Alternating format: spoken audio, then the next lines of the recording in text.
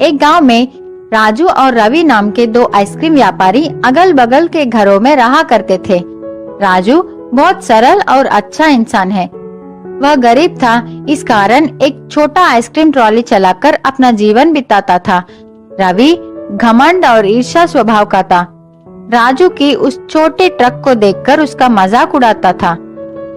हर दिन सुबह राजू और रवि आइसक्रीम बेचने अलग अलग रास्ते में जाते थे। स्कूल का समय होते ही दोनों वहां पहुंचते थे। स्कूल के सारे बच्चे राजू के पास ही आकर आइसक्रीम खरीदते थे।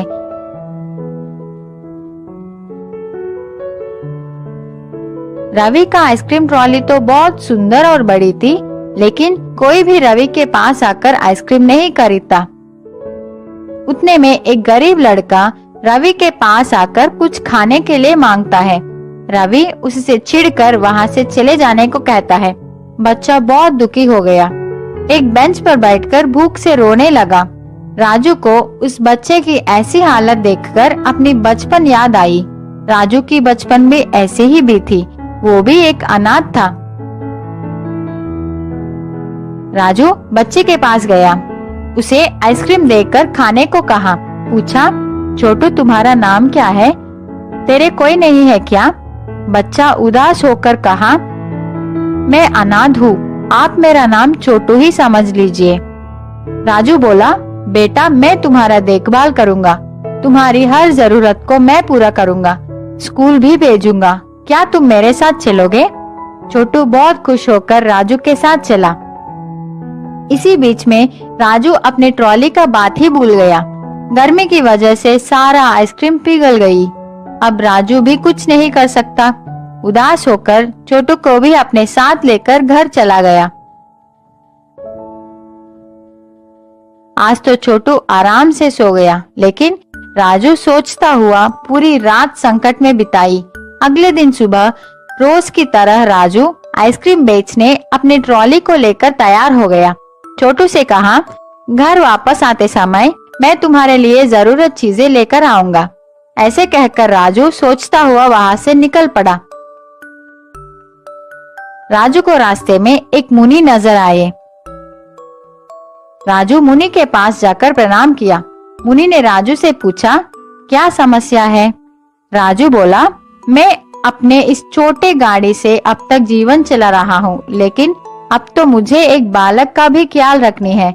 मुझे कुछ समझ में नहीं आ रहा है कि मैं उसके सारे जरूरतों को कैसे पूरी करूं। आप ही इस समस्या का परिष्कार कीजिए। मुनि ने कहा, मैं सब समझ गया। मैं तुझे एक बड़ा जादुई आइसक्रीम ट्रॉली दे रहा हूँ। अब यही तुम्हारी समस्याओं को संभालेगी। राजू खुशी से मुनि को धन्यवाद करके उस ट्रॉली को लेकर चला गया।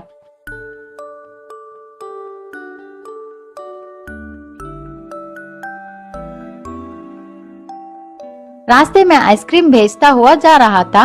इतने में उसको शक लगा कि इतने सारे आइसक्रीम कहाँ से आ रहे हैं, मैं तो इतना नहीं लाया। वह डब्बे को खोलकर देखा तो राजू चौंक गया। उसको समझ आ गया कि ये सब मुनि की महिमा है।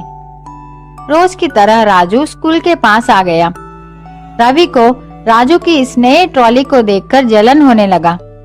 राजू को इस दिन अच्छा व्यापार हुआ, बहुत पैसे भी मिले। उन पैसों से राजू छोटू के लिए नए बैग, पुस्तक, कपड़े खरीदकर घर लौटा। छोटू बहुत खुश हो गया।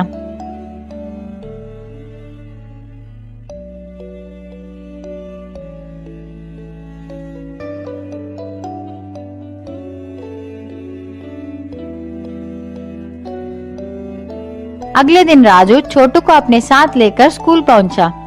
उसी स्कूल में छोटू को ज्वाइन कर दी। राजू का व्यापार अब अच्छी तरह चल रही थी। कुछ दिनों के बाद राजू का जीवन कुछ ज्यादा ही बदल गया, बहुत धनवान हो गया। छोटू भी बहुत खुश है। रवि राजू की इस खुशी को सह नहीं पाया। उसको लगा, क्या ये आदमी आइसक्रीम बेच के इतना ज्यादा कैसे कमा रहा है? जरूर इस ट्रॉली में कुछ तो गड़बड़ है। मैं आज रात ही इस बात को पता लगाऊंगा। रात का समय, सब लोग सोने के बाद रवि चुपके से राजू की आइसक्रीम ट्रॉली के पास आकर ट्रॉली के अंदर देखा। उसको तो खाली आइसक्रीम छड़ी दिखाई पड़ी, लेकिन शक के कारण रवि एक हथौड़े से मार मार कर उस ट्रॉली का सर्वनाश कर दिया। रवि को लगा कि कोई जाग गया है। वह तुरंत वहां से भाग गया। अगले दिन सुबह उठकर घर से बाहर आकर देखा तो वह चौंक गया। उसकी ट्रॉली तो टूट गई थी। रवि राजू की ट्रॉली को देखा, वह तो ठीक है। रवि अपना सर पकड़कर रोने लगा।